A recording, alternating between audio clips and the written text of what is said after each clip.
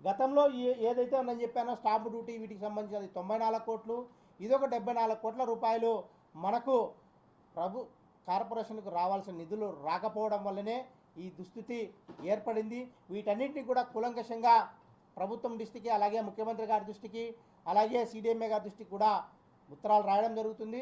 తప్పకుండా ఈ నిధుల్లో మనం ఏదైతే మనం వసూలు చేసుకుంటేనే రాబో కాలంలో నగరపాలక సంస్థకు మనం ప్రజలకు మినిమం మౌలిక సదుపాయాలు కల్పించే వారం అవుతామని చెప్పేసి కూడా మీ ద్వారా అందరికీ తెలియజేస్తున్నాం. కాబట్టి ఇప్పటికైనా ప్రభుత్వము ఇమ్మీడియట్లీగా ఫేస్డ్ మేనర్లో సరే వీటన్నిటికీ కూడా బకాయిలు చెల్లించే కార్యక్రమం చెల్లించాలని చెప్పేసి మీ ద్వారా మేము రిక్వెస్ట్ చేసుకుంటున్నాం.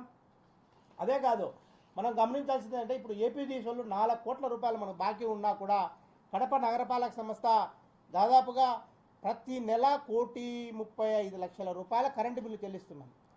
మాకు 28 రోజుల లోపల చెల్లించకుంటే, నేను ఈ మధ్య కాలంలో కొంచెం గమనిస్తే సర్ఛార్జ్ అంటే ఇన్ టైంలో మేము డబ్బులు కట్టకపోవడం వల్ల ఈ 10-11 నెలల్లో దాదాపుగా 1,60,00,000 రూపాయలు పెనాల్టీ రూపంలో కట్టడం జరిగింది ఏపీఎస్సీ. అంటే మా దగ్గర ఫండ్స్ అవైలబుల్లో లేవు కాబట్టి వాళ్ళకి నెలకు బిల్లు చెల్లించాలి. బిల్లు చెల్లించినప్పుడు సర్ఛార్జ్ దాదాపుగా 2.3% 3.21% వాళ్ళు అపరాధ రుసుమేసి కడుతున్నారు. అట్టాడిది ఆ డబ్బులు సర్ఛార్జీ కట్టిందే దాదాపుగా 2 కోట్ల రూపాయలు. అంటే ఇంత బర్డన్ కడప నగరపాలక సంస్థ, ఇంతమంది ప్రజలను మెయింటైన్ చేసిన నగరపాలక సంస్థను మనం కాపాడుకోవాల్సిన పరిస్థితి మా అందరి మీద ఉంది, ముఖ్యంగా ప్రభుత్వం మీద ఉంది. ఎందుకంటే మన గతంలో చెప్పినట్టే మనకు ఈ కడప నగరపాలక సంస్థకు పొటెన్షియాలిటీ తక్కువ, అంటే వచ్చే ఇన్కమ్ తక్కువ, ఖర్చులు ఎక్కువ ఉన్నాయి, ఇన్కమ్ తక్కువ ఉన్నాయి.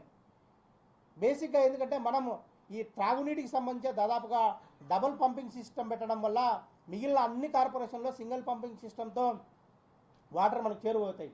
కానీ మన నగరపాలక సంస్థలో మనకున్న సోర్స్ లింగంపల్లి నుంచి లోయర్ ట్యాంక్ బండ్కు బండి కనుమకు, లోయర్ బండి కనుమ నుంచి అప్పర్ బండి కనుమకు అంటే 2 సార్లు లిఫ్ట్ చేయాల్సిన అవసరం ఉంది. దీంతోనే మన కరెంటు బిల్లు, ఈ వాటర్ మెయింటెనెన్స్ ఛార్జెస్ ఎక్కువ వస్తున్నాయి అని చెప్పి గతంలో కూడా గుర్తించడం జరిగింది.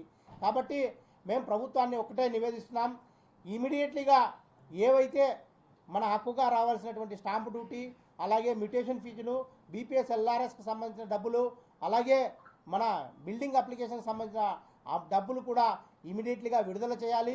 దాంతోపాటు ఏవైతే ఇన్ని రోజుల నుంచి కూడా బకాయిలు ఉన్నాయో ఈ ప్రభుత్వ రంగ సంస్థల నుంచి మాకు రావాల్సిన పన్నులు, అలాగే వెకెంట్ లాస్ట్లు కూడా ఇమ్మీడియట్గా ఫేస్డ్ మ్యాటర్లో కనీసం మొత్తం లేకుండా కానీ దాన్ని విడతల వారీగా మా మున్సిపల్ కార్పొరేషన్కు రియంబర్స్ చేస్తేనే మన మున్సిపల్ కార్పొరేషన్ ముందుకు కొనసాగుతుందని చెప్పేసి